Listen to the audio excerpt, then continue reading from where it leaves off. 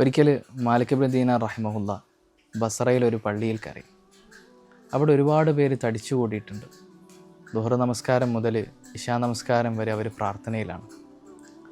ഞാൻ ചോദിച്ചു, എന്താണ് കാര്യം? അവർ പറഞ്ഞു, ആകാശം മഴ പിടിച്ചു വച്ചിരിക്കുകയാണ്, നദികൾ വറ്റി വരണ്ടു, ഞങ്ങൾ മഴയ്ക്ക് വേണ്ടി തേടുകയാണ്.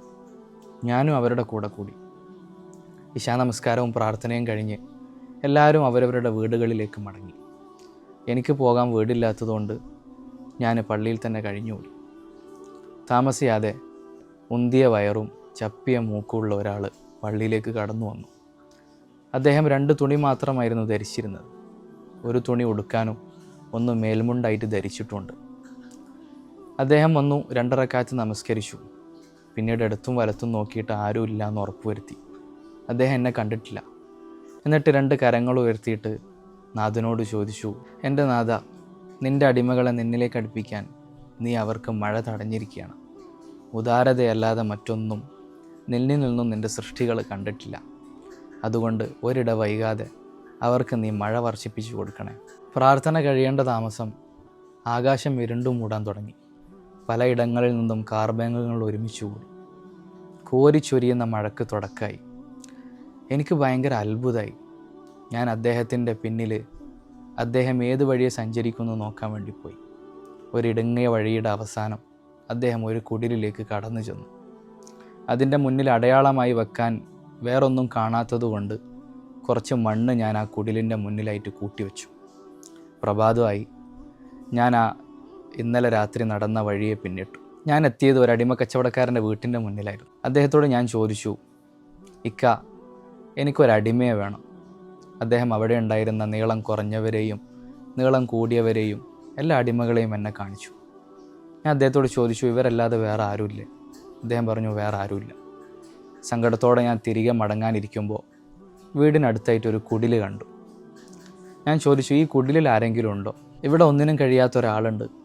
അടിമയെ വാങ്ങാനാണ് താങ്കൾ ഉദ്ദേശിക്കുന്നതെന്നുണ്ടെങ്കിൽ ഇവരിൽ നിന്നും എടുത്തോ, അദ്ദേഹത്തിനൊന്നിനും കഴിയില്ല. ഞാൻ പറഞ്ഞു, അദ്ദേഹത്തെ ഒന്ന് കാണിക്കാൻ പറ്റുമോ? അദ്ദേഹത്തെ പുറത്തേക്ക് കൊണ്ടുവന്നു. അത് ഇന്നലെ കണ്ട അതേ മനുഷ്യൻ തന്നെയായിരുന്നു. ഞാൻ പറഞ്ഞു, എനിക്ക് ഇദ്ദേഹത്തെ മതി. അദ്ദേഹം അത് വിൽക്കുന്ന സമയത്ത് എന്നോട് പറഞ്ഞു, ഇദ്ദേഹത്തെ വാങ്ങിയതിൻ്റെ പേരിൽ ഞാൻ താങ്കളെ വഞ്ചിച്ചു എന്ന് താങ്കൾ ഇനി നാട്ടിൽ പറഞ്ഞു നടക്കരുത്. ഞാൻ അദ്ദേഹത്തെയും വാങ്ങി വീട്ടിലേക്ക് മടങ്ങി. വീട്ടിലെത്തിയപ്പോൾ അദ്ദേഹം എന്നോട് മുഖം തിരിച്ചിട്ട് ചോദിച്ചു, താങ്കൾ എന്തിനാണ് എന്നെ വാങ്ങിയത്? ബലവാനായ ആരെങ്കിലും ആണ് താങ്കൾക്ക് വേണ്ടതെന്നുണ്ടെങ്കിൽ എന്നെക്കാളും കരുത്തുള്ള അടിമകൾ അവിടെ ഉണ്ടായിരുന്നു. ഇനി നിർമ്മാണ നൈപുണ്യം വല്ലതുമാണ് താങ്കളുടെ ഉദ്ദേശമെങ്കിൽ അതിനും കഴിവുള്ളവരവിടെ ഉണ്ടായിരുന്നു.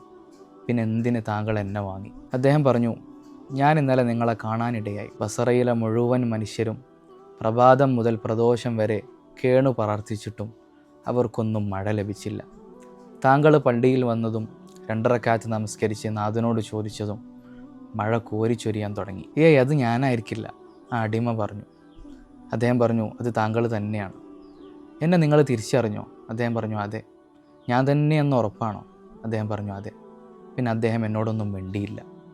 നേരെ നാഥൻ്റെ മുമ്പിൽ സുജൂദിലായിട്ട് വീണു. അദ്ദേഹം സുജൂദിലായി പറയുന്നത് കാതോർത്ത് കുനിഞ്ഞിരുന്ന് ഞാൻ കേട്ടു. അദ്ദേഹം പറഞ്ഞു, എൻ്റെ നാഥ, ഞാനും നീയും തമ്മിലുള്ള രഹസ്യം ഇപ്പോൾ പുറത്ത് അറിയപ്പെട്ടിരിക്കുകയാണ്. പ്രസിദ്ധിയോടെ ഈ ദുനിയാവിൽ എനിക്ക് ജീവിക്കാൻ ഒരു ആഗ്രഹമില്ല റബ്ബേ.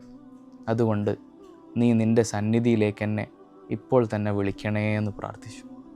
ഉടനെ തന്നെ അദ്ദേഹം നാഥൻ്റെ റഹ്മത്തിലേക്ക് യാത്രയായി. ബാഹ്യമായ രൂപം കൊണ്ടോ ഭാവം കൊണ്ടോ ഒരാളെയും വിലയിരുത്തത് എന്നാണ് നമുക്ക് ഈ ചരിത്രം പാഠം പഠിപ്പിച്ച് നൽകുന്നത്.